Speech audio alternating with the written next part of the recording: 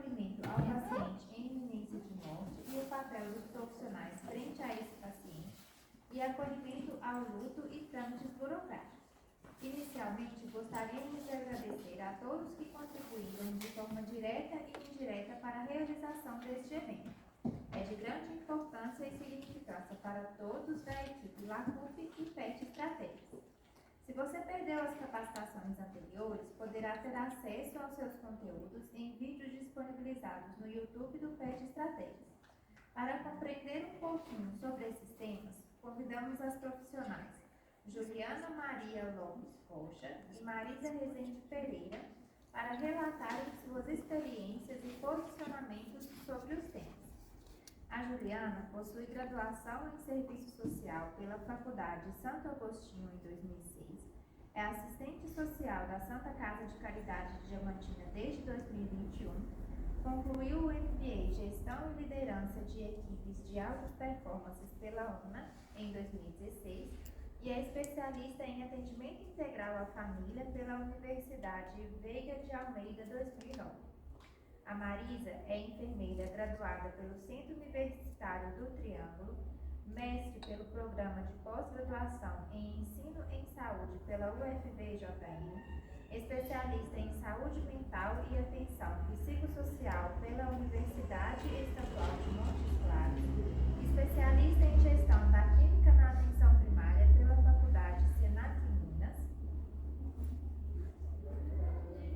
especialista em Formação Pedagógica em Educação Profissional na área da saúde pela Universidade Federal de Minas Gerais, foi docente e supervisora de estágio de cursos técnicos na área da saúde, já foi membro do Conselho Municipal de Saúde na representatividade de usuário, atuou nos 3 níveis de atenção à saúde, sendo enfermeira atenção primária à saúde, coordenadora da epidemiologia, Centro de Atenção Psicossocial e atualmente é enfermeira coordenadora do CTI da Santa Casa de Caridade de Diamantina.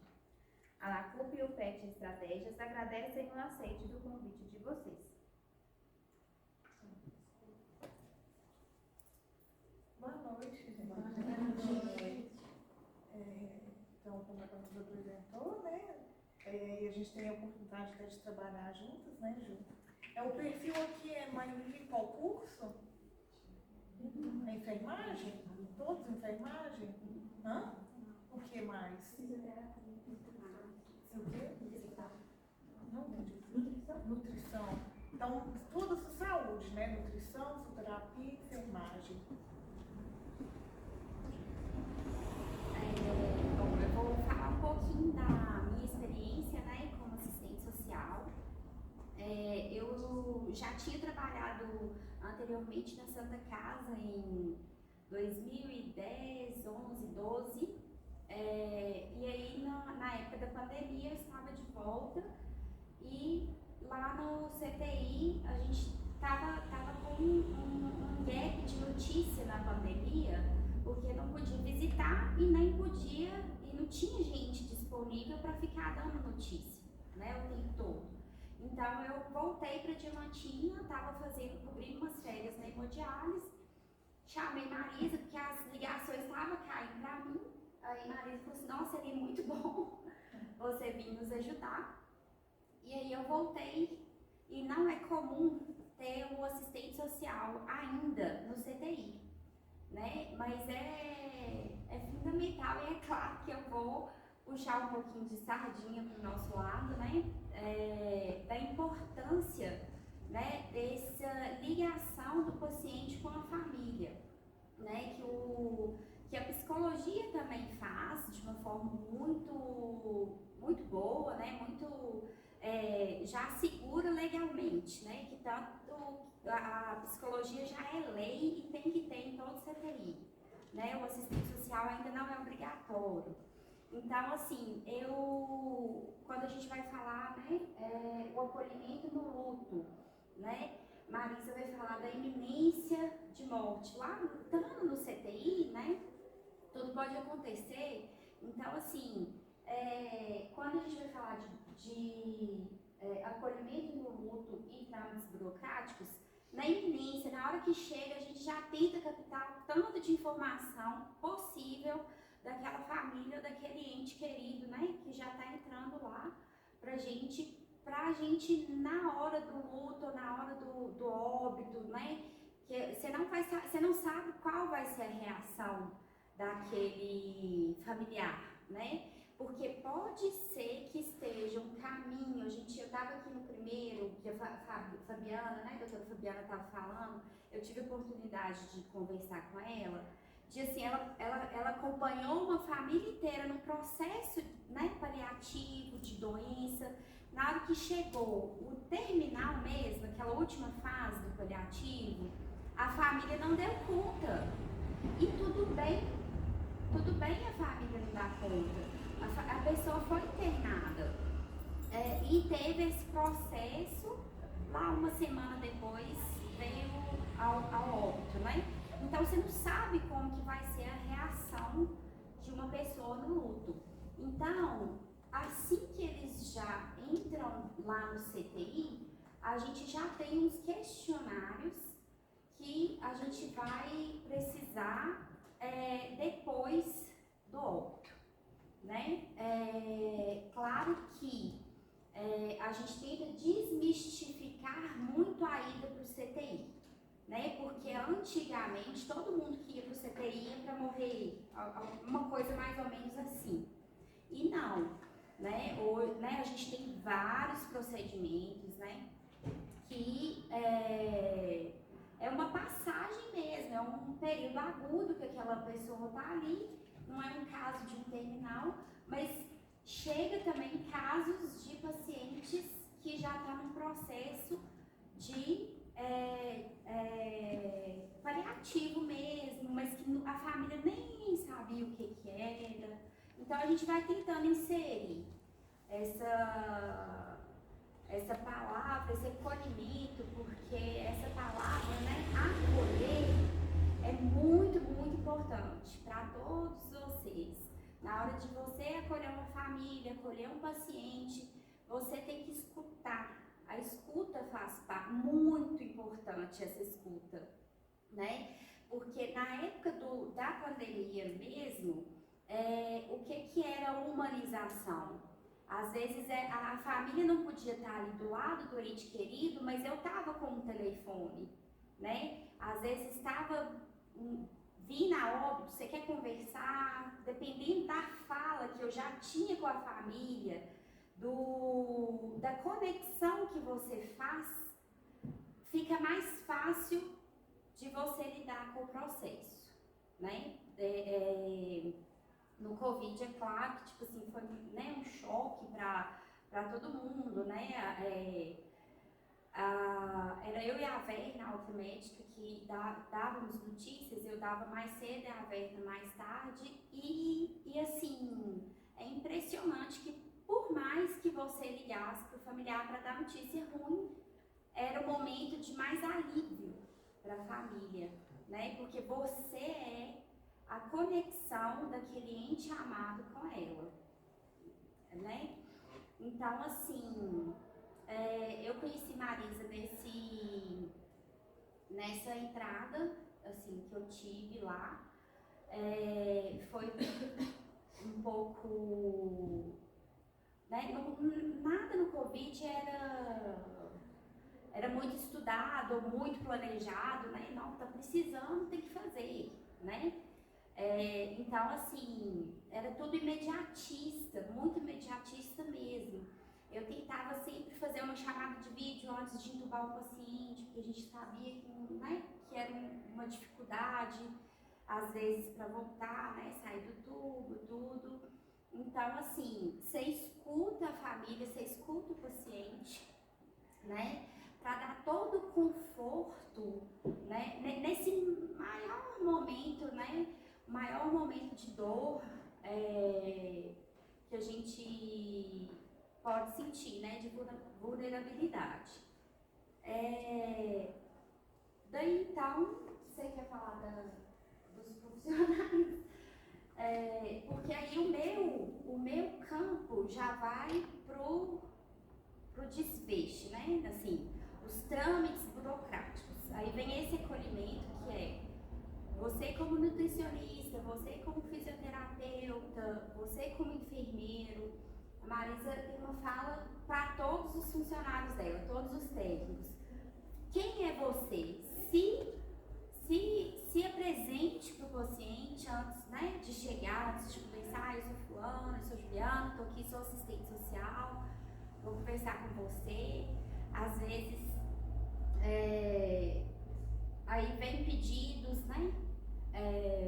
Quero tomar uma Coca-Cola. Tudo dentro daquilo que a gente pode acolher, a gente tenta fazer às vezes, para alguns pacientes, fim de vida, né? Para outros, que a gente sabe que às vezes está só um pouco mais, com o humor mais rebaixado, né? Mas que vai sair, a gente tenta já dar um atendimento à família, a ele, com um simples atendimento de falar, não, o senhor só vai ficar um pouco mais forte, mas vai sair daqui. Eu tive um paciente que achou que CTI ia morrer, pronto. Né? Eu estou no CTI, eu estou morrendo, eu troquei de quarto, é porque eu vou morrer. Né? E não, às vezes era para dar um conforto maior, né? E logística mesmo do setor.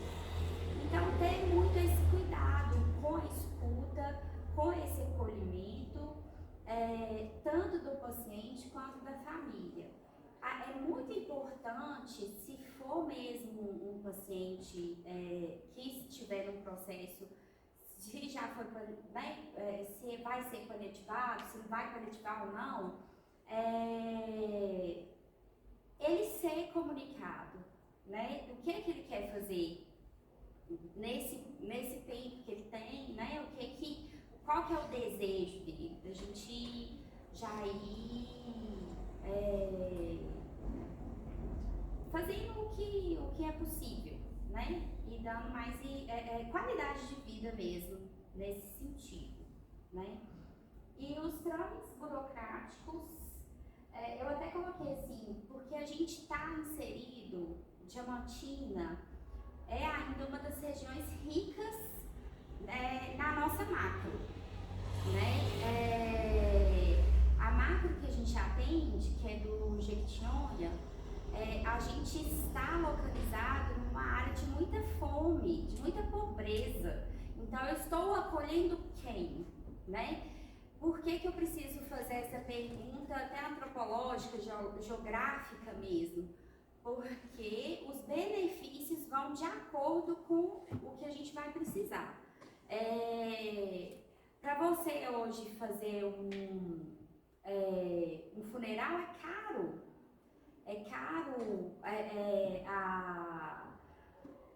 A logística, um translado, Araçuaí a gente atende, são quase 300 quilômetros.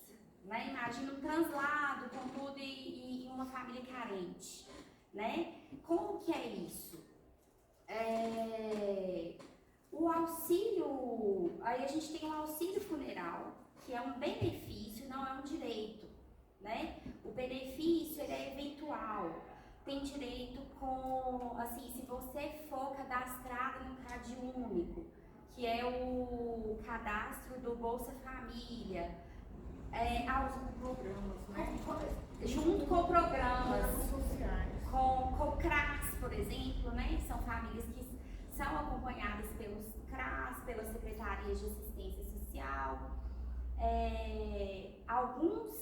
Alguns municípios conseguem dar esse benefício do translado e do funeral sem estar cadastrado, só sendo comprovado que a pessoa não tem condições, né? Às vezes, como são cidades pequenas, às vezes eles já conhecem, né? E você lidar com o luto e agora, o que eu faço? Eu não tenho dinheiro, né? Então, assim, é muito diferente do que uma região que é mais rica, né? Tanto que muita gente, né, tem um plano funerário. Quando tem plano funerário é muito simples, né? Pra gente é muito simples. Porque às vezes a pessoa morre aqui no CTI 11 horas da noite. E aí, pra quem que eu vou ligar? Né? Não tem assistente social mais dentro da casa, aí você vai tentando com o familiar, né? O burocrático né, os trâmites burocráticos é o registro de óbito, que é depois que o médico ele vai conversar, o médico que contatou, né, que dá a notícia para a família. Porém, a gente, nessa realidade do Vale do Jequitinhonha, às vezes é um pouco difícil. A família, por exemplo, se eu ligar para ela, aqui você tem que estar aqui agora, ela vai gastar um dinheiro que ela não tem para vir aqui, para saber que o ente querido morreu e que ela não vai ter mínimo dinheiro para ir embora e para fazer um funeral, né? Então, o médico vai preencher a declaração de óbito, né? Lá a gente conta com os recepcionistas que preenche também o cabeçalho. Não pode ter nenhuma rasura. É um documento obrigatório. E você não tem acesso, você para de ter acesso. É igual a certidão de óbito, a certidão de nascimento. Você é obrigado a fazer a certidão de nascimento, né? Senão você não vai ter acesso a todos os benefícios e direitos que existem no Brasil. Aí são 3 vias. Aí uma via é da família, vai para a família tem 15 dias para ir no cartório para fazer a certidão de óbito. Se passar esses 15 dias, dá problema judiciário. Se a pessoa que faleceu morar a 30 quilômetros distante da sede do cartório, ela tem um pouquinho mais de tempo, mas a gente sempre orienta para ir nesse prazo de 15 dias, porque senão vai pagar multa, e a gente não quer onerar uma coisa que já é triste, né, que você está lidando ali. A gente tenta trabalhar com muito carinho e atenção, sabe? Tentando ao máximo escutar e ofertar aquilo que a gente pode, né? Que é a escuta, né? A acolhida, e para que eles não percam nenhum tipo de benefício que o Estado possa estar custeando para eles, né? Para a família que ali naquele momento está em luto, né? Agora, por exemplo, se for acidente, né? Acidente ou queda, idoso, queda de própria altura, tem que ir para o IML. Aí a gente muda a figura, porque o IML, para você retirar o corpo, você precisa de algum ente da família aqui em Diamantina.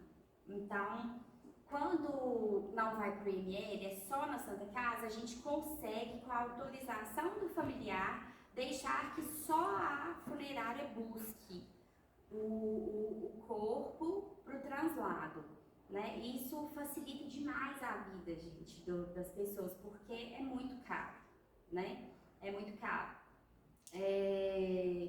Aí é isso que o serviço social, assim, a gente tenta contribuir lá no setor, dentro desse tema, né, que a gente está falando aqui, né, que é os trâmites burocráticos, né. Vou passar a palavra para a Marisa, ela vai falando, mas se vocês tiverem alguma dúvida, a gente responde, vai... Falando aí, eu fui só fazendo a minha memória, né, do gente que já passou, já evoluiu.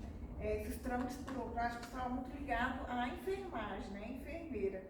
Então, além daquela parte assistencial, a gente tinha essa demanda, e é uma grande demanda, né?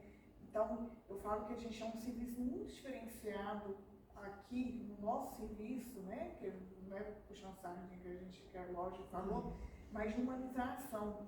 Para vocês verem, eu tenho uma situação de, eu pedi um primo, tem um ano e meio, ele descobriu uma leucemia, assim, foi muito rápida a evolução dele, e assim, ele tinha muitas condições, ele foi para o Albert Einstein, eu te contei essa história. Ligaram, ligação normal mesmo, para falar que ele tinha falecido. Então a família tem um trauma tão grande da situação dele, porque não vivenciou essa passagem assim, nossa, como assim? Ele estava no quarto, o que aconteceu com ele? Foi tudo assim, e tão fria a situação, né? Tanto é que eles fizeram até ouvidoria lá de trauma que eles têm, da situação que eles viveram com aquele familiar, e que quem está ali recebendo aquela notícia não teve preparo nenhum, né? E aquela instituição também foi totalmente desumana, né? Então, esses trâmites burocráticos exigem muito da gente. Eu falo que quando a família fala que tem um cartão, eu falo, ai, graças a Deus, é um sossego, porque é muito sofrido. A gente já teve situação de corpo ficar ali no necrotério muito tempo. Tinha assim, 5 dias lá e a família não conseguia tirar, né? Então, e hoje a gente tem, eu até falei com a família, vamos fazer plano, porque é de tanto trauma que a gente vai ter no nosso dia a dia, além da situação da perda, do luto, essa questão aí social, de organização, que às vezes não tem cabeça para lidar com aquilo naquele momento, né? Então, hoje a gente tem vários planos funerários, eu falo que os benefícios que eles vêm também agregando, acho que faz ainda mais ter as pessoas se interessarem, né? Mas a figura do assistente social, né, principalmente nesse tempo de Covid, foi totalmente diferenciada, porque nós cuidando lá dentro e aquela família lá fora, né, totalmente desamparada, sem rumo, o que a gente pode fazer para, eu quero ver, mas não podia ver, né? Então a figura, eu falo que é um privilégio a gente ter ela lá com a gente. Eu falo para as meninas, vocês não têm assistente social, a gente tem, né? Então é uma figura que soma demais para humanizar o nosso cuidado, né? E quando a gente vai levar essa notícia, a gente tem que ter muito esse cuidado, né? Como que é isso? Tipo, na hora da visita, tanto ela como os recepcionistas, a gente informar, é muito importante a enfermagem, falar a situação, o quadro atual do paciente. Então, o familiar veio ontem uma visita de 2 horas, viu o paciente num leito, acordado, conversando, aí ele teve uma descompensação, precisou ir para o tubo. Aí, imagina você chegar, já deparar com seu ente direto entubado, né, naquela complicação toda, num cenário que não é fácil de se ver, né? A gente que vai acostumando com tantos invasivos, é uma coisa pendurada, é um monitor, é um ventilador, é uma sonda no nariz, muitos invasivos, e nem todos são acostumados com aquilo. Então, esse cuidado da enfermagem, ter com a assistente social ou com a recepção é fundamental para esse impacto ser um pouco menos traumático, né? Essa iminência de morte, né? O que é um paciente morrendo? Eu acho que vocês falaram durante todo esse período aí o que é o cuidado paliativo, né? Então a gente não vai entrar nesses detalhes, mas o paciente na iminência de morte, como que a gente lida com aquela situação? A gente reconhece o paciente quando está morrendo. Ontem a gente até mesmo falou assim, nossa, será que ele vai hoje ou não vai, né? Então, toda essa situação passa na nossa mente, porque a gente sabe que é os sinais vitais, né? Mas tem paciente que está com sinais vitais estáveis, e dura, às vezes já assim, com morte encefálica, toda complicação, né? Já em cuidados paliativos mesmo, mas ele tem aquela durabilidade ainda. O familiar, quando chega para visitar, quer saber, e aí, como que tá, né? Aquele cuidado ali, você tentar a frequência cardíaca, a saturação, né? Então, todas essas particularidades a gente vai ter um cuidado também. Recentemente a gente estava com um paciente lá, também com medidas de conforto, cuidado paliativo, medida intervencionista, São vários termos que usa assim, para aquele paciente que a gente já foi esperando a passagem dele mesmo, né? Aí a gente acordou de não deixar o oxímetro de pulso, para não ficar vendo a saturação. Porque mesmo a família sabendo que não ia fazer nada, né, que estava guardando o processo natural, fica vendo aquela angústia de uma dessaturação, né? Então a gente vai ter esse cuidado de tirar essas monitorizações que fica com alarme, que chama atenção, né, do familiar, né?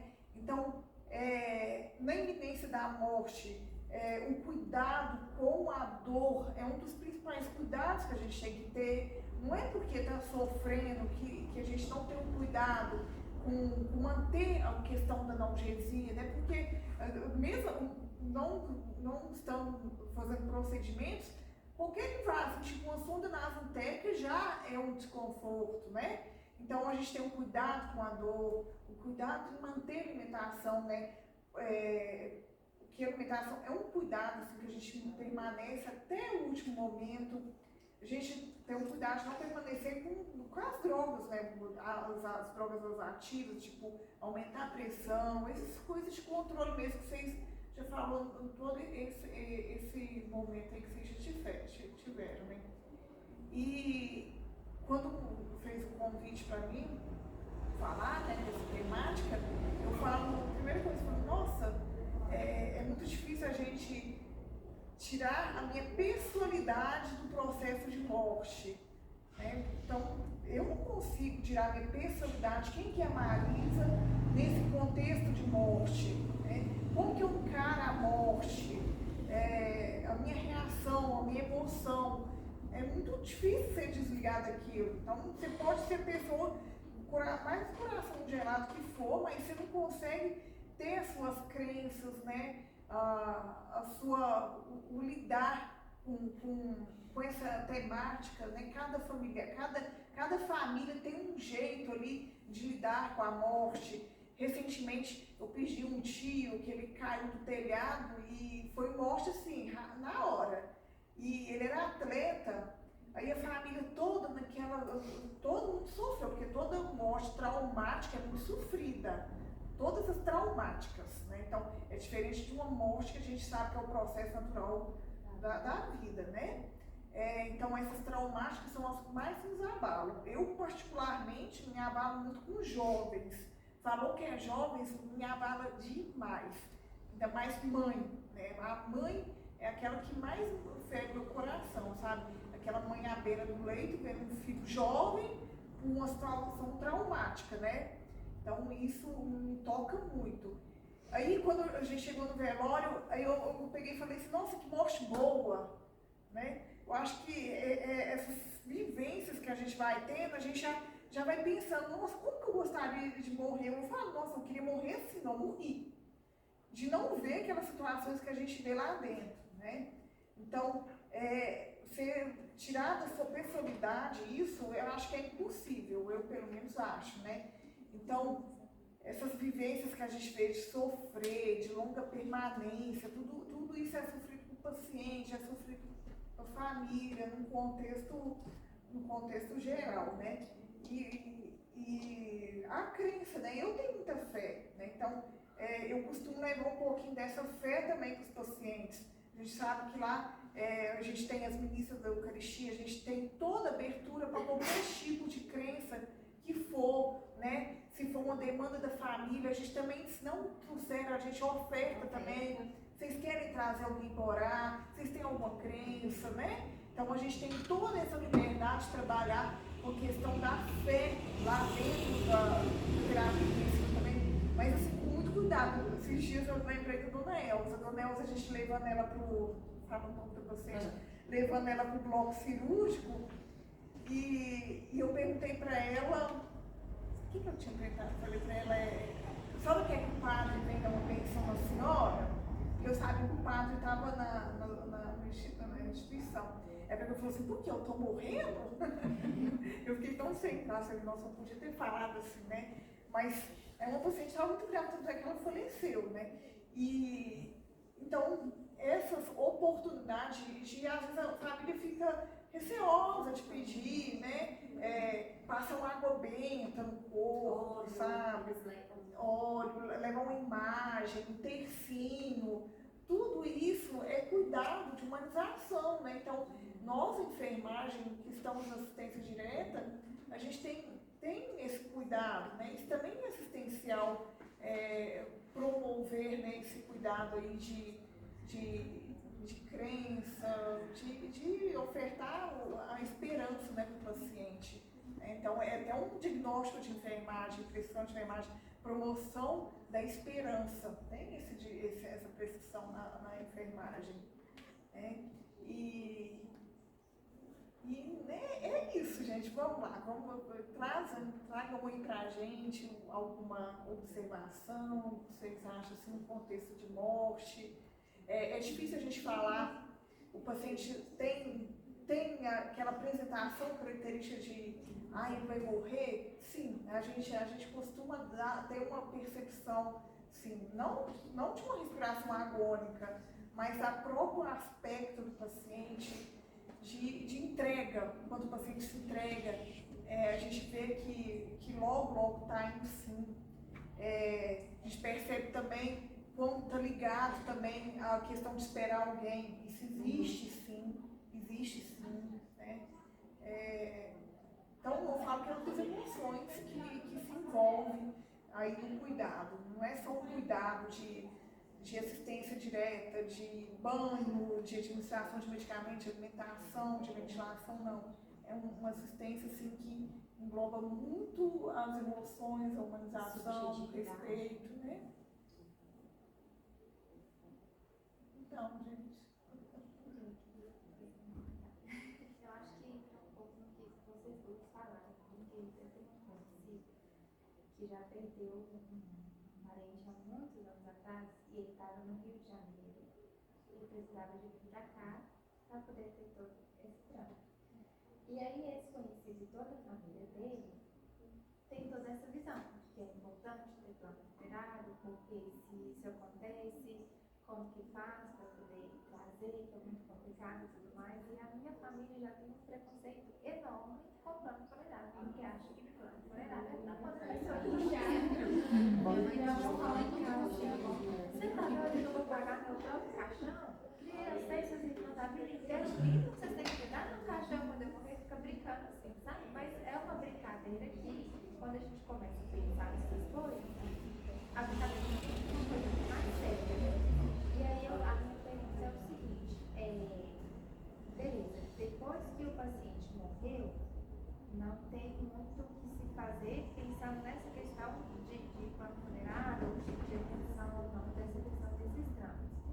Mas antes, por exemplo, na admissão do paciente, quando a gente vê ali que ele não tem uma perspectiva de vida muito longa, às vezes nem apenas pacientes que estão no CTI, mas às vezes até que estão internados nas outras clínicas, tem algum tipo de abordagem que é questionado esse tipo de suporte? Antes dele falecer. Então, assim, igual eu estava falando aqui, né? Porque eu atendo a Santa Casa inteira, assim, à tarde, né? No período da tarde. Eu não sei que é no período da manhã e é no período da tarde. Eu fico mais no CTI. Mas, por exemplo, se tem alguma demanda lá em cima, né? A gente atende. Mas, por exemplo, se for um paciente que é de muito longe, está no CTI, não vem visita, não vem ninguém, a gente busca muito ter um telefone de contato com alguém, pensando na morte, o endereço, que na declaração de óbito é obrigatório o endereço, se trabalha, se é aposentado. Aí tem um canhoto que a gente preenche já corretamente, porque a gente sabe que não pode ter erro na declaração de óbito. Então, isso tudo a gente já vai adiantando, né? O documento a gente já pede o documento de identidade e CPF que tem na declaração de óbito, porque depois da certidão de óbito, o CPF vai constar CPF de falecido, entendeu? Depois da certidão de óbito. Então, isso tudo a gente antes, né, a gente capta essas informações que não pode ter erro, né? Se é principalmente para seguro de vida, você vai precisar de tudo certinho, e também a pensão, né? O morte do acompanhante, do companheiro, né? Tudo, então assim, precisa estar tudo muito certo. Porque se eu vou lá e coloco assim que ele era solteiro, aí eu não pesquisei a fim se ele era solteiro mesmo, e coloquei na declaração de óbito, a esposa, a união estável que ele tem, vai ser mais difícil de comprovar, né? Para dar o direito da pensão daquela pessoa. Então, não é nem no CTI. Você entrou no pronto atendimento, te pede documento, te pede o nome de um contrato real que vai. E aí, gente, eu estava de Covid e fui para a UPA. Aí eu falei assim, o meu telefone estava no meu cadastro. Aí eu falei assim, e aí? Quem vai ligar para mim? Aí foi nesse momento só que caiu a ficha, não. Minha irmã mais velha vai ter receber a notícia, né? Alguma coisa, se precisar de contato, né? Então tem que dar o telefone de alguém. Gente, nossa, a importância que é o contato de um familiar é muito importante lá.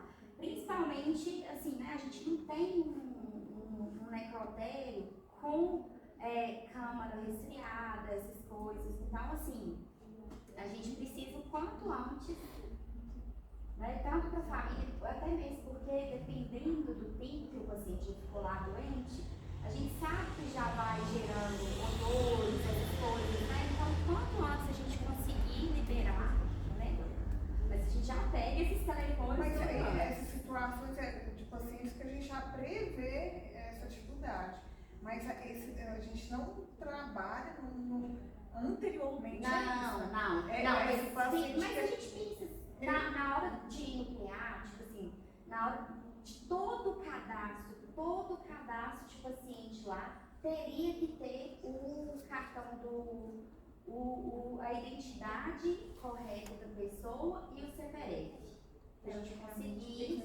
E eu olho que recentemente a gente já estava prevendo a confusão, né? A gente recebeu um andarilho. E assim, já quase falecendo. Nossa, problema, gerou muito problema, né? Então, são situações assim que a gente já pensa o que vai virar agora, né? Então, a pessoa ser um indigente não é assim, já foi enterrado como indigente, não. É um processo tanto. No caso, né, a gente teve ele foi identificado, ele conseguiu ser identificado, ele veio de um município aqui de perto, que faz parte da macro. Aí o pessoal de lá já deu uma vasculhada, né, para tentar achar contato. Aqui a gente também tentou. Sempre esse trabalho, quando é em rede, fica mais fácil, né? E aí a gente, legalmente, tudo, quando é indigente, né, ou quando é andarilho, a gente não consegue, a gente manda para o IML. Se lá no IML, em 30 dias, não for uma pessoa recorrer daquele, né, for buscar, né, é meu, ente, ele é enterrado não como indigente porque ele tem o nome, ele vai ser enterrado com aquele nome, né, porque ele é identificado. A gente tinha um contato, um CPF, um boletim de ocorrência, eu acho, uma coisa assim. Então, ele não vai sem nome, ele vai ser enterrado. Se não for identificado em 30 dias também, aí é como indigente. Mas aí nesses 30 dias ele fica no IML. Aí o IML tem câmera, né? Tem a geladeira, né? Eu nunca trabalhei, nunca peguei um indigente, uma pessoa sem ninguém, não. A gente já trabalhou com um andarilho e ele saiu bem, a gente conseguiu ele estava mal, né, Marisa? E ele recuperou. A gente conseguiu uma casa, né, uma casa de longa permanência, perguntando que ele já estava um pouco idoso, né? Mas aí ele não quis e é o estilo de vida, né? É o estilo de vida. Já não tem mais os vínculos, né? Com ninguém, os vínculos familiares, tudo rompido já não existe mesmo. Aí a gente não, né, tem que respeitar a decisão dele, até mesmo porque ele estava lúcido, né? Então, Eu tenho uma pergunta para a Marisa. Como profissional de saúde, né, principalmente a que atua nessas clínicas de CTI, UTI, quanto atendimento também, acaba que é recorrente ter que lidar com a morte do mundo sempre, né? E aí eu acho que fica, por mais que a gente tenha todo um estudo para isso, fica um pouco difícil acabar não se envolvendo emocionalmente. Aí eu queria saber como que você aprendeu a lidar com isso, nesse ao longo dos anos. Acho que não tem como a gente se blindar, porque ninguém é ríspido com isso, a um ponto assim, de não se importar com o que acontece, mas infelizmente acaba virando comum em determinado momento. Aí eu queria saber como é que você lidou com isso, se em algum momento você aprendeu a lidar melhor, você ainda assim, em algum caso, você fica mais abalada, mas né, a gente tem aquele pensamento de que é a lei natural da vida mesmo, e aí a gente tem que dar um jeito, eu queria saber como você lidou com isso. Tá. Quando está no processo natural, e principalmente quando está com muito sofrimento, confortável, é um conforto para o paciente, porque o sofrimento de um paciente, assim, naquelas condições que você vê, assim, que não tem mais, né, direcionamento, né? Então, é o descanso. Então, precisa de descanso. Isso, eu acho que essa situação traz mais desconforto para a gente que até o próprio óbito, né?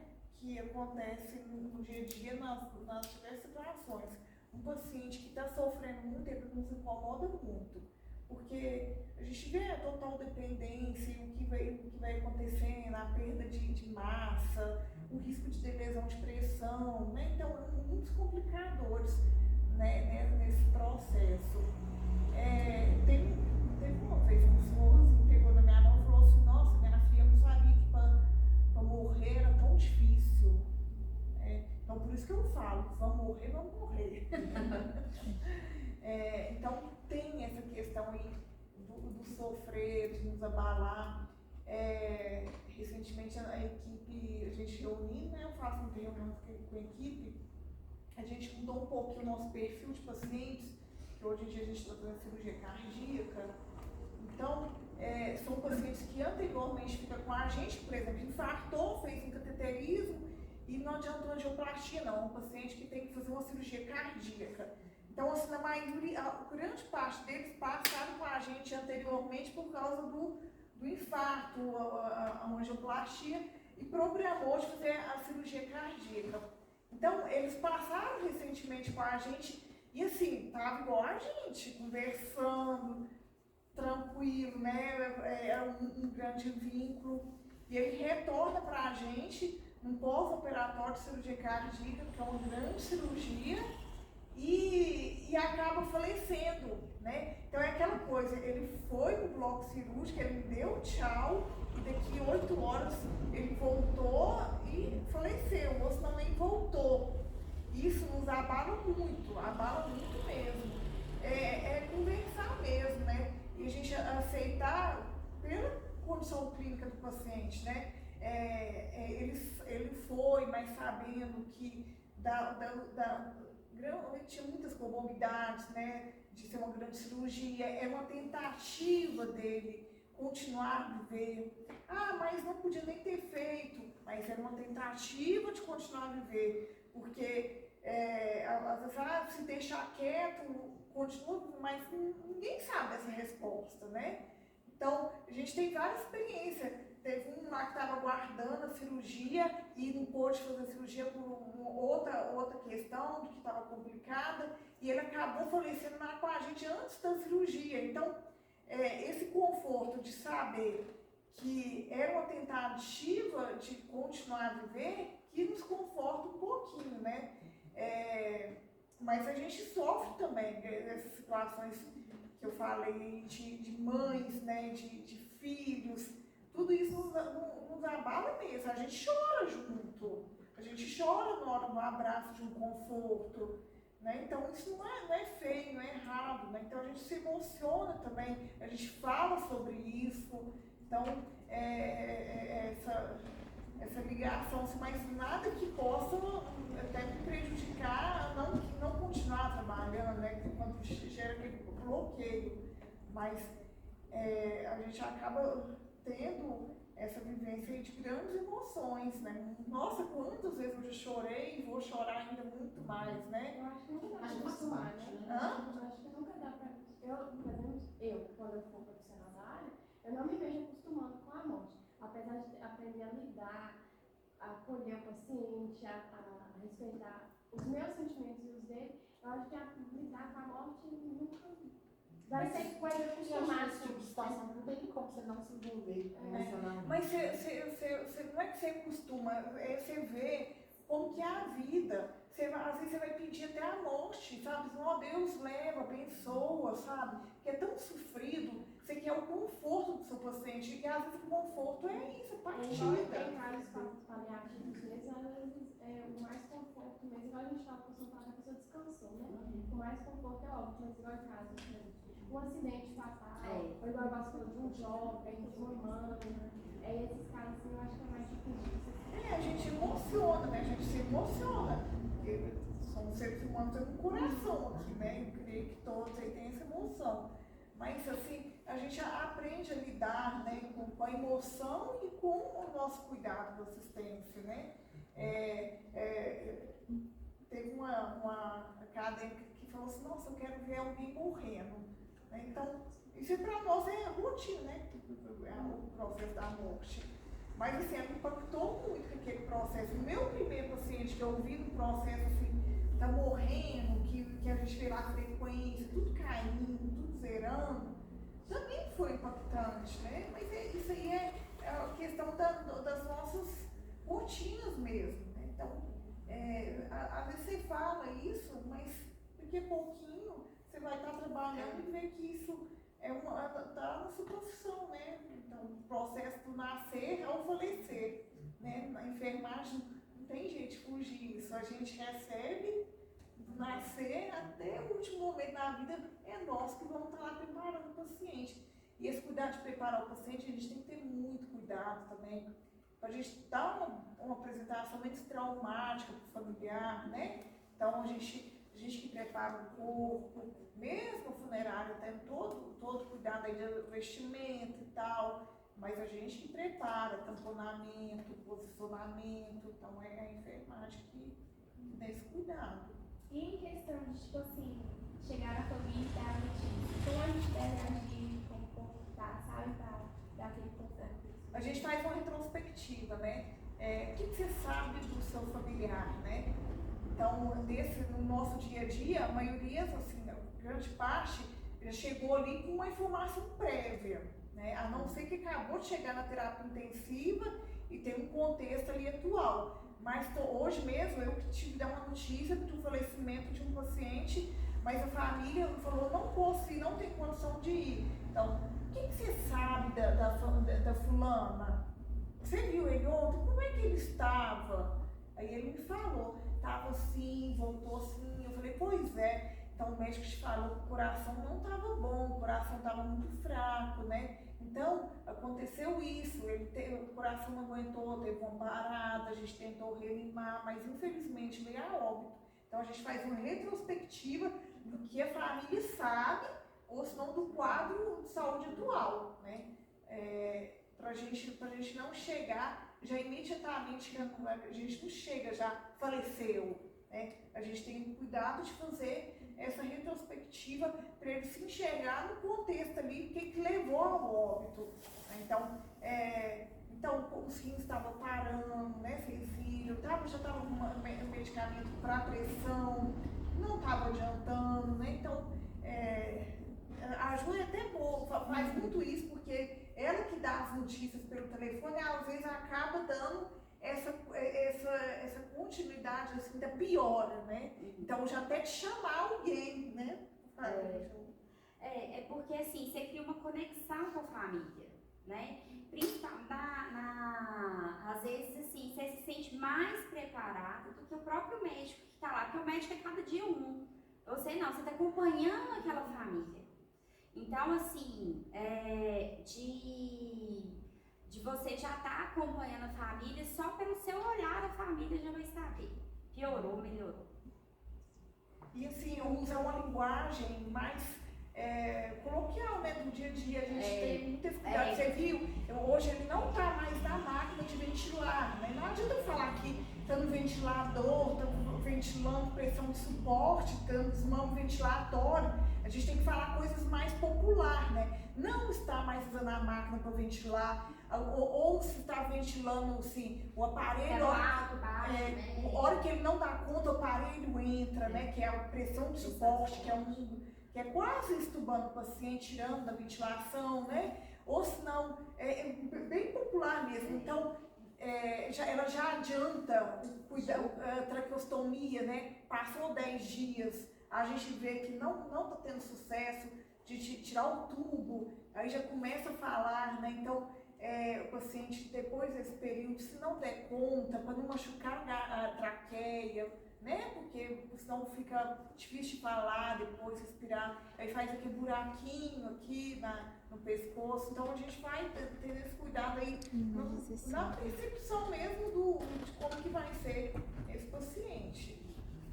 Perguntar, tipo, se a família sabe, às vezes vai fazer uma angioplastia, um cateterismo, às vezes do cateterismo, a própria angioplastia, eles acham que vai abrir o coração, né? Aí a gente fala, não, vai com um fio pela veia, né? Então a gente vai tentando explicar de uma forma que um leigo entenda, né? Então, pra mim é um pouco mais fácil porque eu não sei nem a técnica exatamente, né? Eu sou da área de humanas. Então, assim, eu vou tentando entender e tentando passar. Quando o paciente piora muito, né? Aí chega aquela situação inicial.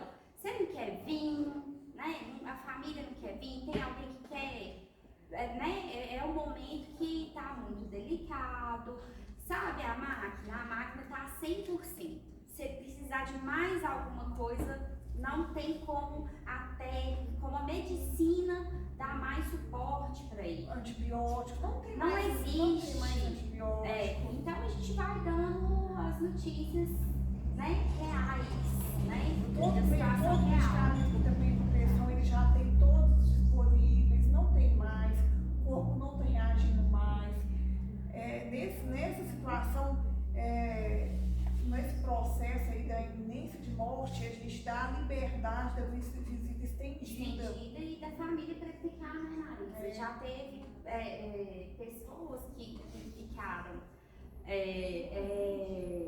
que eu chegava, porque eu chego meio-dia, eu fico à parte da tarde, da médica falou assim, Ju, fulano de tal tá indo, né? Aí eu já ligo pra família, você quer vir? Você quer estar aqui? Tem família que quer, primeiro que eu já entendo como que a família é, porque eu já tô acompanhando ela. Então, é uma pessoa mais espirituosa, que queria estar lá para uma oração, né? Para falar alguma coisa. Aí a gente já chama. Tem umas que não tem controle emocional, não dá mais trabalho pra gente, então a gente já não deixa naquele processo ali de ver que está acabando, né? Então, faz o escândalo, é muito sofrido e não tem controle emocional mesmo, né? Então a gente retira, porque é pior ainda para o paciente, né? Para ela própria ter aquela lembrança tão traumática, né? Quando a Juliana falou que ela estava com Covid, trocou o contato dela para a irmã, eu logo pensei assim, porque a gente também tem que pensar muito em quem a gente vai colocar o nosso contato, né, gente? Por exemplo, no meu caso, eu fui criada pelos meus avós e minha mãe.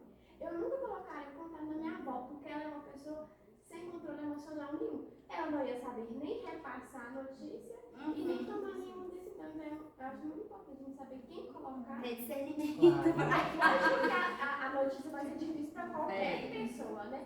Mas vai ter alguém que vai saber lidar melhor, até porque tem pessoas que vai ser mais difícil de falar, por exemplo. Acho que quando o filho morre, é mais difícil contar para a mãe que o filho morreu, é mais difícil contar para os pais, ou para quem foi que criou ele.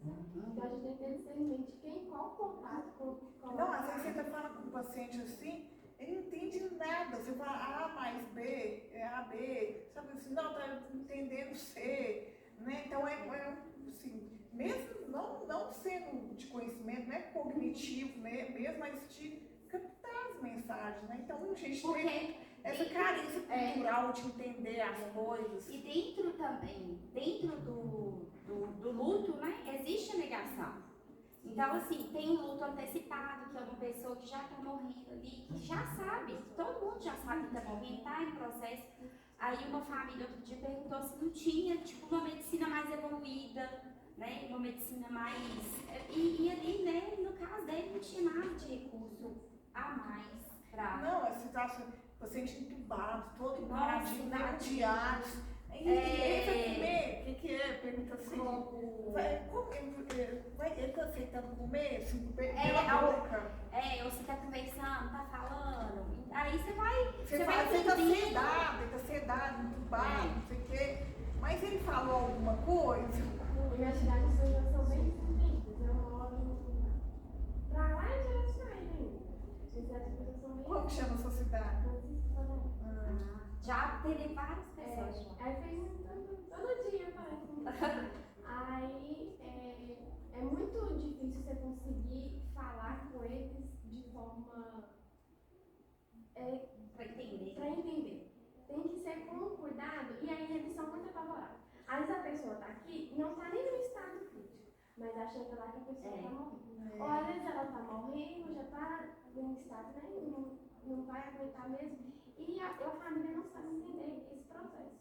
E aí ela chega lá como se a pessoa não fosse recuperar, ou como se ela ainda tivesse forma, e como não tem, às vezes, por exemplo, é uma pessoa mais rural, e aí ela não entende o Aqui que a é gente, às vezes, os motoristas pegam notícias, É, porque não dá. Não, fulano veio, mas não entendeu nada. A gente, comunitário de saúde, liga para secretário de saúde. A gente tem muito telefone de secretaria de saúde. Porque chega lá e já fala que está morrendo, né? Então, para entender o que é que está acontecendo mesmo, ou se não fala que está bom e está muito ruim. Então, a gente tem muito essas ligações aí com a quantidade administrativa ou assistenciais dos locais, né? Júlio é demais para estratégia de saúde, a família, Principalmente em cidades menores. E conhece, acaba conhecendo, aí tem história do paciente, a gente faz muito Se a essa gente busca. consegue falar com a CS, com o agente comunitário, né? É muito bom, é muito importante. E a gente pode ser de uma forma mais clara, às vezes, né? Tipo, querendo ou não, você vai lá, às vezes eu falo, olha, não tá bem, tá grave, né? Não tá conversando porque tá sedado. A gente tá com uma medicação que deixa ele dormir, né? Mesmo assim, a pessoa não tá entendendo. Mas o pulmão dele tá bom. Ah, mas o coração tá bom, né? Aí a gente vai falando, vai tentando buscar. Mas a negação é um fator muito, né, grande também nesse... A gente leva muito essas notícias, porque o que a população, assim, as pessoas entendem de doença, né? A febre é um sinal, assim, todo mundo quer saber se está com febre.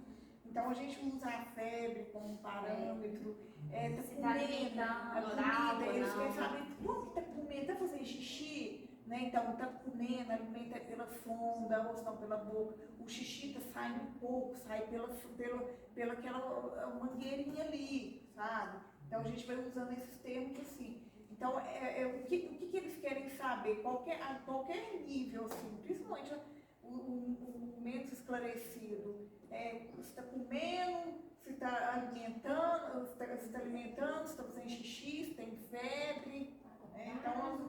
se dá acordar, Acaba que a gente tem que se adequar. A comunicação assertiva, né? O que ele vai entender que importa, né? Também sempre ter aquele cuidado para não haver uma interpretação errada, né? Então, às vezes a gente fala uma coisa que você não entende. Exatamente. Esse é um cuidado que a gente tem que ter muito lá.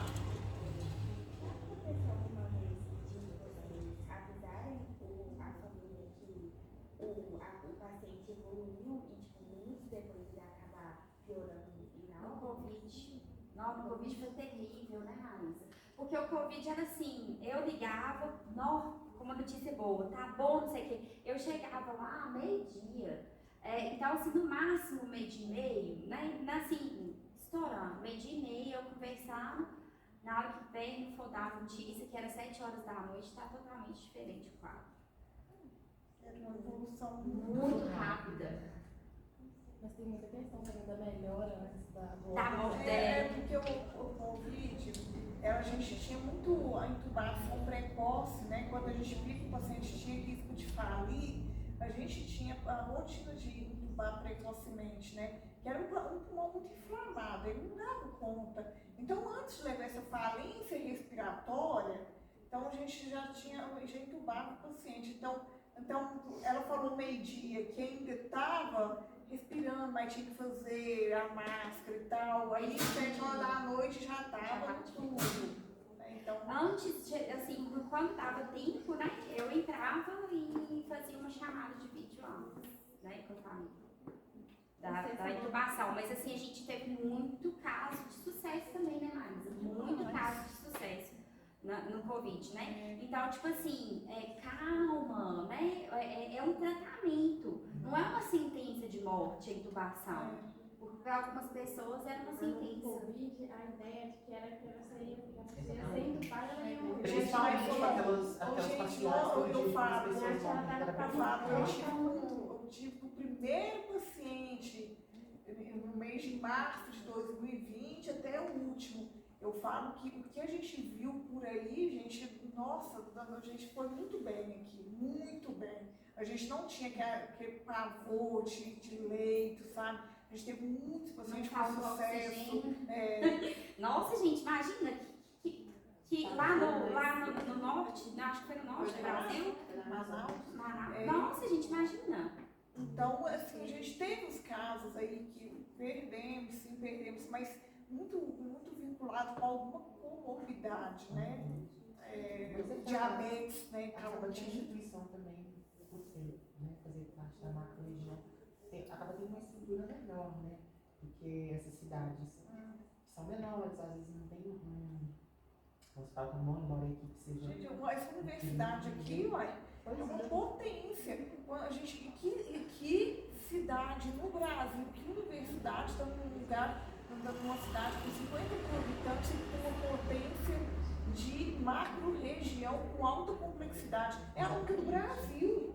Não existe no Brasil uma universidade numa cidade com 50 mil habitantes e com alta complexidade. E que, ouvindo do Triângulo Mineiro, quando eu falo, né, eu formei em Berlândia, mas a universidade chama Araxá, o que eu falo que a gente tem aqui, eles ficam assim bobo, porque tem que ir tudo para fora.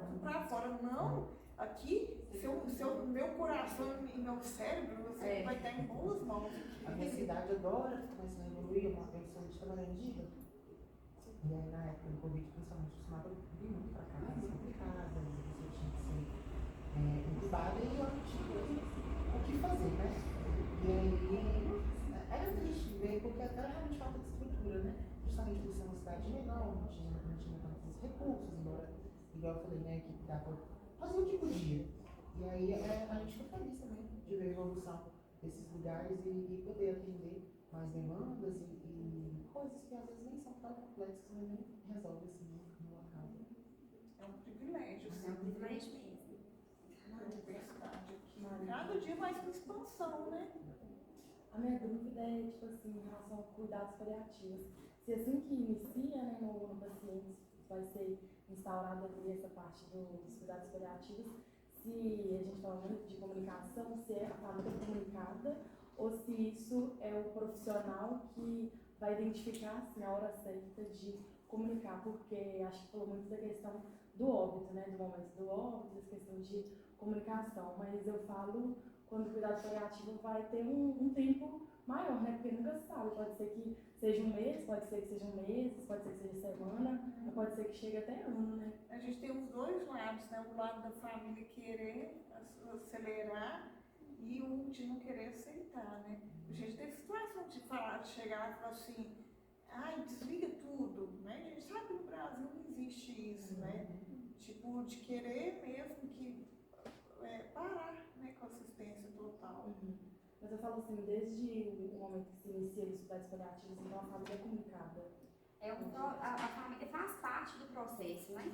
Tanto que, assim, aqui na Santa Casa, no setor que a gente está, no CTI que a gente está, tá querendo, né? É um sonho ter uma equipe de paliativo, né? Porque, assim, às vezes a gente dá dó. Às vezes você vê um paciente tão sofrido, ai, vai para hemodiálise, ai, vai não sei o quê. E, tipo assim, imagina a família, né, vivenciando isso tudo. Então, assim, quando a gente consegue captar algum familiar que está entendendo que vai prolongar a dor, né? Prolongar a dor, uma coisa sem qualidade, né? Que não vai resolver o problema, né? É uma pessoa que vai caminhar junto com a gente, assim. Já teve propostas de paliativar e a família não entender e não querer. E a gente respeitou. A gente vai e segue adiante. Por isso que eu tô... E a gente segue adiante. Só que aí tem a questão do paliativo e tem a questão limite médica, né? Igual eu falei, a gente já tá no limite, não tem mais nada pra gente fazer. Vamos continuar colocando a nora muito alta, não sei o quê? Não, aí já é um limite, né? Então aí vai tudo muito nessa questão do conforto, né? Do conforto do paciente. Mas a família é É importantíssima. uma situação que jamais a equipe toma sozinha. A família faz parte. Mas que a mãe é vista com um certo preconceito, assim, né? Todo mundo que é aberto a essas questões. E assim, a comunicação é extremamente importante nesse momento. Eu acho que ela pode ser ponte, mas ela também pode ser um muro, né? Tanto e para o paciente também, sabe? Assim, eu e o Kennedy, o psicólogo de lá da Santa Casa, né? Que atua lá no setor, a gente é muito a favor de que o paciente esteja por dentro do que está acontecendo com ele, entendeu? Só que assim, às vezes é um pouco difícil, porque a gente não tem oncologia aqui ainda em Diamantina, né? Então assim, um tratamento oncológico, para você ter certeza, a biópsia demora muito para você ter certeza. Então, a angústia de não ter um diagnóstico, eu acho que é um dos maiores desafios que a gente tem também, né? Nesse manejo, porque a gente estava com um paciente lá com uma suposta, uma leucemia, né? Aparentemente, tipo 90% de ser, mas a gente não podia falar. Aí tudo dele era, não, Cezinha, que tudo pra melhorar, nada tá me melhorando, então eu tô ruim, eu tô mal. Vocês nunca falam que pra você melhorar, você vai se sentir bem, você não vem falar o que é, mas porque realmente os exames demoram bastante, então isso é uma dificuldade. Mas a linha que o Kennedy usa, né, que a gente tenta, é ser o mais transparente possível também para o paciente. Porque às vezes acontece da família saber, né? Da família. E não querer encarar, não querer falar pra... sobre Mas isso é mais com filho querendo proteger o idoso, né? Assim, tem tudo isso. Ou talvez o contrário também, quando é muito jovem. Ah, tá. Também, eu acho. Mas é muito complicado, porque bem às vezes a gente se complexo. coloca na situação, se eu fosse paciente, eu gostaria assim, de receber o maior Poderia ter. possível. Então, a gente teve um caso muito difícil, né, Marisa? Um jovem, eu não sei se era uma região aqui, uma cidade pequena, gente, descobriu, ele não tinha 20 anos, um câncer muito avançado no cérebro, mas assim, já não tinha nada para fazer. Ele estava entubado, ele foi estubado, né, Marisa? Ele conversou tudo, no outro dia ele morreu. Tipo assim, chocante. Agora a gente ia pensar, né? Aí a gente pensa, e tipo assim, eu falo assim, gente, o que me trouxe aqui, né?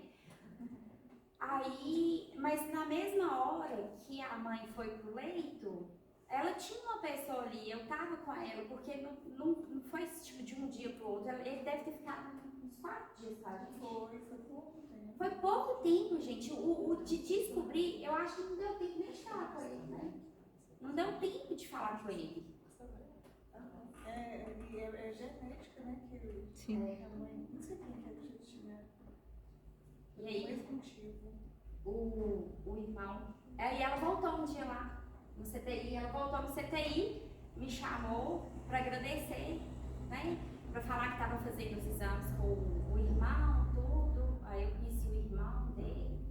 E aí, assim,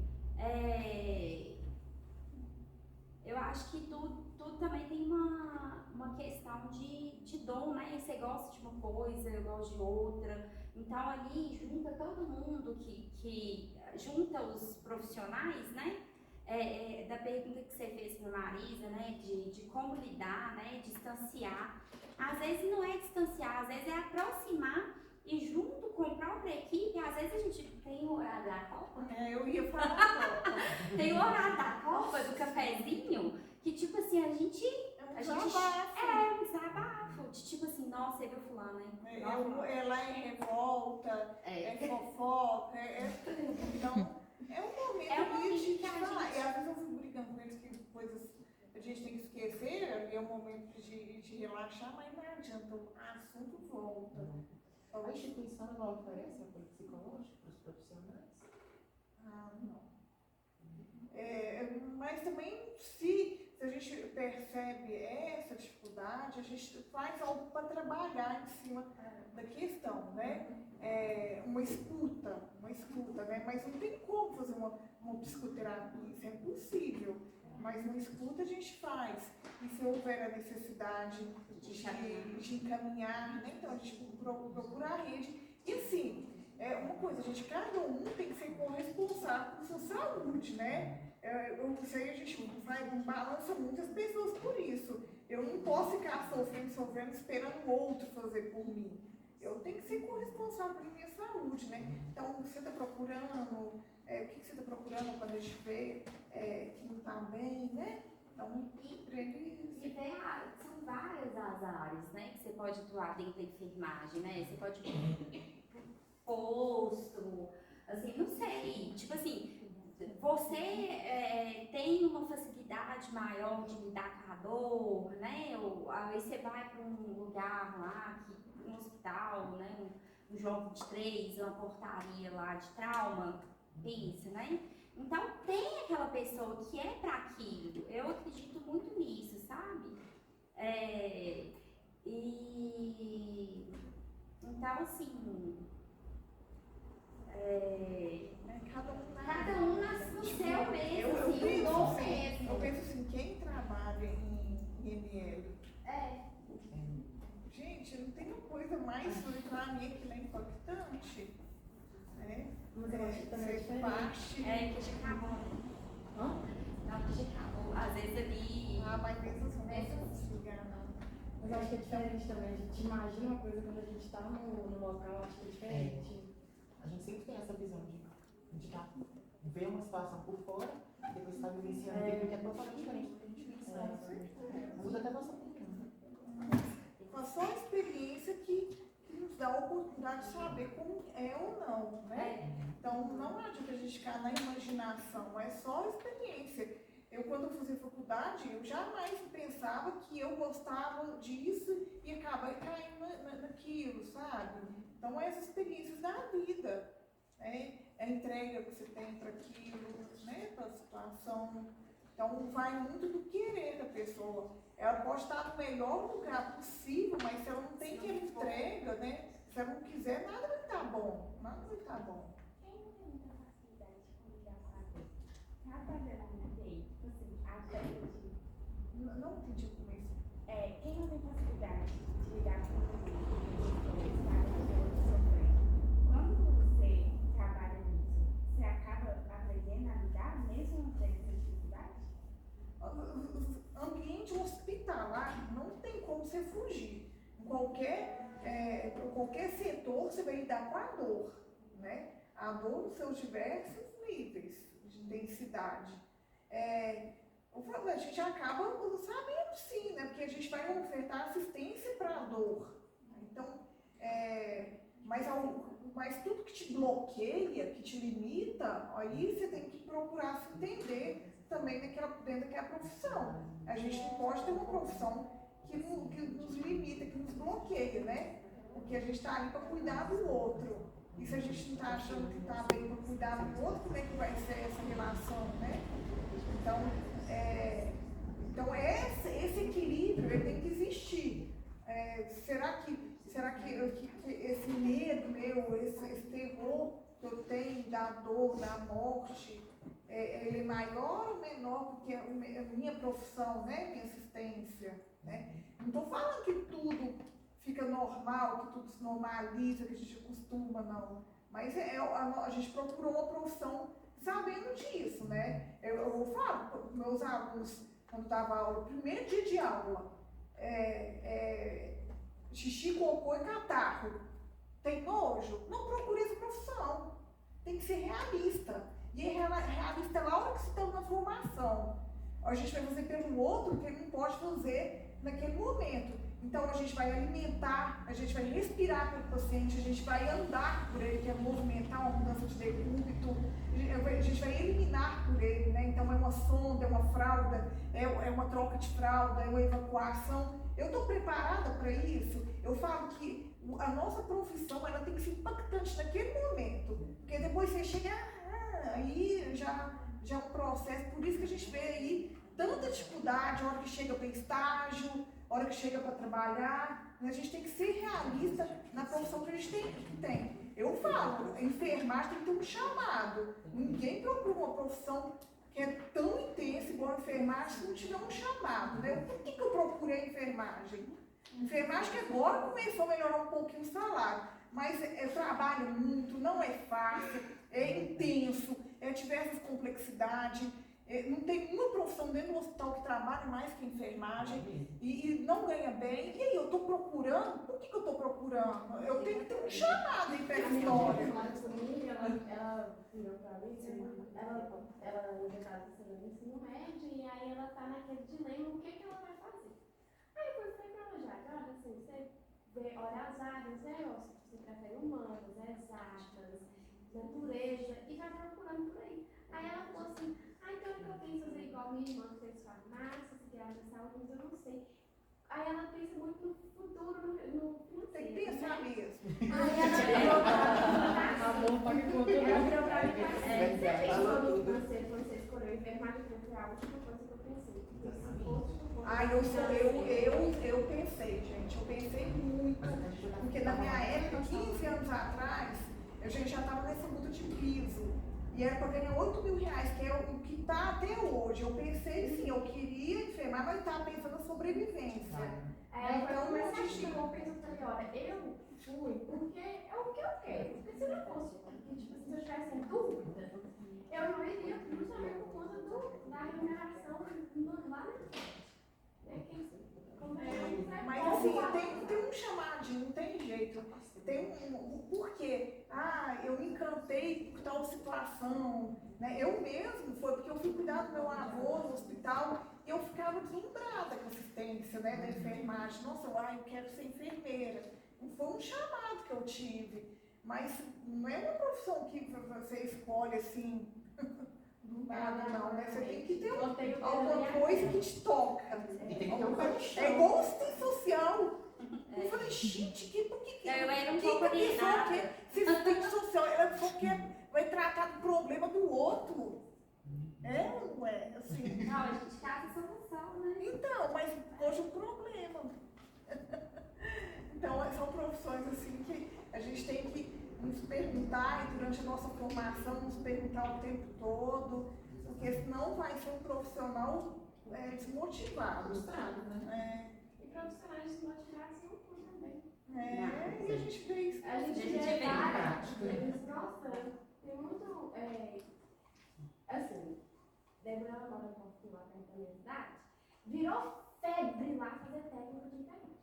Virou, na cidade mesmo, nem hospital nós temos lá. Tem tanto técnico de enfermagem, não sei onde que eles mas só que assim, então faz isso, porque é o que tinha pra fazer, pegou e fez. Só que, tipo assim, eles não veem a importância da. Não, eu também, não foi cara, Débora também, eles não veem a importância da proteção na sociedade. Faz porque, tipo, eles chegam no centro de saúde, lá no hospital, não, a gente chama de hospital, mas só no centro de saúde. Chega no centro de saúde com alguma coisa do dia, passando mal. É aquela mais má vontade para te atender, aquele gente dá um bom dia, uma boa tarde, uma boa noite, tá ali para cumprir a obrigação do dia, cumprir sua hora. Mas tá, eu acho que aí o mercado acaba selecionando. Pode ser que numa cidade pequena, pode criticar, a gente fique. Mas isso aí é um ambiente que exige, primeiro, respeito, né, gente? Se você tá ali, se não tem respeito pelo outro, não tem jeito, não. É o que eu tava falando, tipo assim, se você não faz uma profissão, se você não faz aquela formação, não está disposto a realmente estar ali por ela, você tem que, pelo menos, exercer com respeito o outro. Se o paciente vai te respeitar, você respeita o paciente. Eu acho que a gente tem que focar em ser um bom profissional. Na minha cabeça, se é um bom profissional, sempre vai acabar se sobressaindo. Independente de estar saturado. Dentro do CTI, pensa você. Não tem autonomia de ir ao banheiro. Entendeu? Então, assim, você perde dignidade, assim, de você ser você autônomo. Então, tipo assim, a gente tem que respeitar a dor daquele que tá ali sem condições, né? Eu queria continuar a pergunta que muitas meninas fizeram, que foi a seguinte. Tem um livro que fala muito, eu acredito que não aconteça em todos os pacientes, mas alguns passam por aquele momento de melhora antes da morte. O livro fala que é questão celular, né? Que as células percebem que está tendo ali uma carência de muitos órgãos e aí elas tentam recompensar aquilo ali, e aí é quando o paciente tem aquela aparência de melhora, mas logo depois ele falece. Esse seria um sinal, por exemplo, para abrir tratamento? Sim. A melhora da morte, né? A gente fala, a gente até tem um termo, a melhora da morte. O paciente está muito grave, muito instável, aí do nada assim tem uma melhora parcial, né? Uma melhora que dá uma alerta, que ele consegue ficar um pouquinho alerta. E a gente já sabe um prognóstico muito ruim. Não vai ter uma evolução. Então a gente acredita que é isso, que tem sim a melhora da morte. E a minha outra dúvida é que alguns pacientes não têm perspectiva de cura e aí recebe alta e continua os cuidados básicos em casa. E acaba falecendo em casa. E aí tem alguma responsabilidade da Santa Casa nessa questão dos trâmites burocráticos? Quem que resolve essa questão de óbito domiciliar? Não, depende muito. Se eles vão, se vai chamar o SAMU, às vezes já aconteceu do SAMU levar para o PA e no PA fazer a declaração, isso acontece, tá? Porque precisa do médico para Precisa do médico. Mas assim, tem diversas situações, a família do médico, né, facilita, mas a maioria é triste a situação, porque ele leva na porta do pronto atendimento, nem tira do carro para ver, porque a funerária não pode pegar. A funerária não pode pegar sem a declaração de óbito. Teve um caso na minha cidade, ela não era de graça paliativa, era uma senhorinha. E aí ela passou mal, morreu sozinha em casa. Só que na hora eu não tive coragem de ir lá vê-la. Ela estava no banheiro, eu tinha ido no banheiro e tal. E aí o neto dela encontrou ela, ele não conseguiu identificar se ela já estava morta ou apenas desmaiada, mas ela já estava morta. E aí foi aquela loucura, eu liguei pro SAMU, chamei o SAMU, aí ela já estava morta. O SAMU falou que não podia pegar, porque ela já estava morta. Liguei para a funerária foi lá, aí a funerária retirou o corpo, levou até o centro de saúde, aí o médico atestou o óbito. Eu falei, o SAMU. Mas assim, deve ser porque é uma cidade pequena, né? Fez isso, mas Legalmente, Em casa não pode, né? Em casa o SAMU mesmo. não, é só o falar SAMU pro SAMU, não. fala pro SAMU ter parado, tem limite. contigo.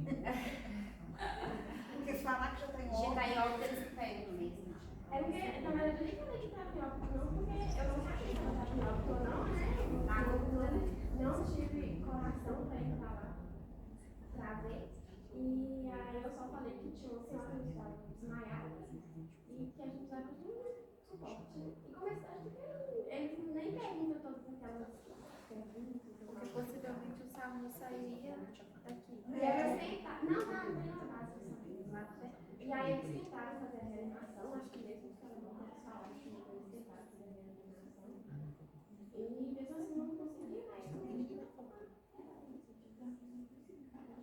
Mas assim, domicílio, o hospital não tem responsabilidade nenhuma. Posto de saúde durante o dia pode. Então, posto de saúde, você mora num bairro que tem assistência e de saúde da família, o médico do posto pode ir lá fazer declaração de óbito. Uma pergunta, no caso, você falou que a enfermagem estava preparando o corpo para a funerária para ser retirada. Nesse caso, às vezes o corpo da pessoa está meio travado, às vezes a pessoa começa com uma pessoa que está morrendo para ela, digamos assim, liberar assim, sabe? Até para movimentar a facilidade. Tá, o enrijecimento ele não é muito rápido assim não. As pessoas pensam assim que rapidamente já fica tudo atrofiado. Fica atrofiado para quem já é atrofiado, né? Então já tem quem já tem encurtamento, essas questões assim, fica do meio jeitinho. Mas funerários, se quiser, tem uns que fica tudo assim, o oxigênio tá retinho, né? Porque eles fraturam bastante para ficar bem apresentado. Nosso cuidado, igual eu falei, não é tão rápido esse enrijecimento.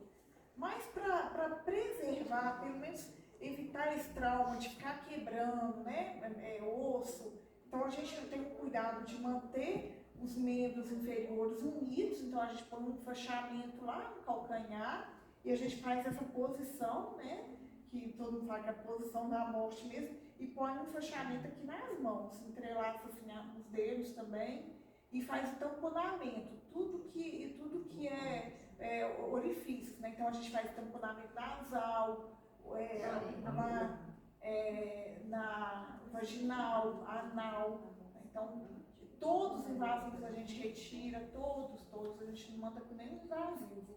Então a gente leva o corpo, a gente manda com fralda também e põe no saco, né, no saco e leva para o necrotério. A parte de vestimenta é para a funerária que vai vestir de acordo com o que a família quer. Nos tempos de Covid, a gente já tinha esse cuidado, porque a funerária não preparava. A funerária pegava somente e punha no caixão. Então a gente pedia, a gente foi aprendendo isso, né? E teve um dia que foi tão chocante, a família perguntou assim, por que ele foi enterrado? Né? Foi um aventalzinho branco que a gente tinha mandado ele, né? Então a gente começou a trabalhar com isso também, para perguntar para a família, quer que traz uma roupa, né?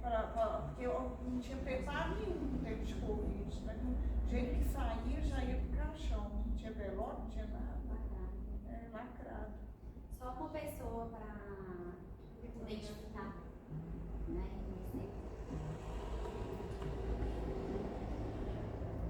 Alguém tem mais alguma dúvida? Rendeu bastante.